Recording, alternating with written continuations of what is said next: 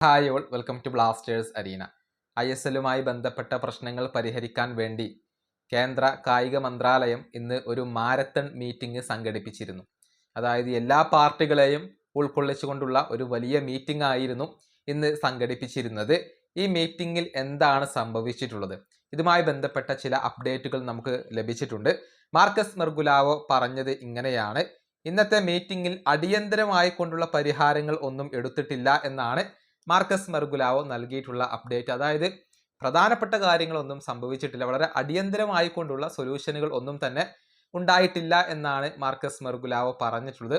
കൂടുതൽ വിശദമായ റിപ്പോർട്ട് പിന്നീട് പങ്കുവെക്കുമെന്നും അദ്ദേഹം പറഞ്ഞിട്ടുണ്ട്. ഇനി മറ്റൊരു മാധ്യമ പ്രവർത്തകനായ ദുലാൽ ദേ കൂടുതൽ അപ്ഡേറ്റുകൾ നൽകിയിട്ടുണ്ട്.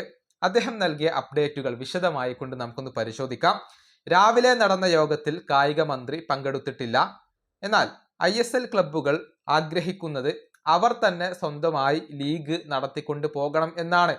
എന്നാൽ I-ലീഗ് ക്ലബ്ബുകൾ ആഗ്രഹിക്കുന്നത് രണ്ട് ലീഗുകളും ഒന്നാക്കിക്കൊണ്ട് ഒരൊറ്റ ലീഗായിക്കൊണ്ട് നടത്തണമെന്നുള്ളതാണ്. ഇതാണ് ഒരു അപ്ഡേറ്റ് അദ്ദേഹം നൽകിയിരിക്കുന്നത്. മറ്റ് അപ്ഡേറ്റുകൾ ഇങ്ങനെയാണ്: ZTV, ഫാൻകോഡ് എന്നിവരുടെ പ്രതിനിധികൾ ഇന്നത്തെ മീറ്റിംഗിൽ പങ്കെടുത്തിരുന്നു. FSDL ഇന്നത്തെ യോഗത്തിൽ പങ്കെടുത്തിട്ടില്ല. ലീഗ് നടത്താനുള്ള പ്രപ്പോസലുകൾ ഗോവയും ബംഗളൂരു FCയും നൽകിയിരുന്നു. എന്നാൽ ഈ പ്രപ്പോസലുകൾ ഒരിക്കലും അംഗീകരിക്കില്ല എന്ന് ഈസ്റ്റ് ബംഗാൾ വ്യക്തമായി പറഞ്ഞിട്ടുണ്ട്. അവസാനത്തെ മീറ്റിംഗിൽ കായിക മന്ത്രി പങ്കെടുത്തിരുന്നു. അധികം വൈകാതെ തന്നെ ISL തുടങ്ങുമെന്ന് ഇദ്ദേഹം ക്ലബ്ബുകളോട് പറഞ്ഞിട്ടുണ്ട്. അതുകൊണ്ട് തന്നെ എല്ലാവരോടും തയ്യാറെടുപ്പ് ആരംഭിക്കാൻ ഇദ്ദേഹം ആവശ്യപ്പെട്ടിട്ടുണ്ട്.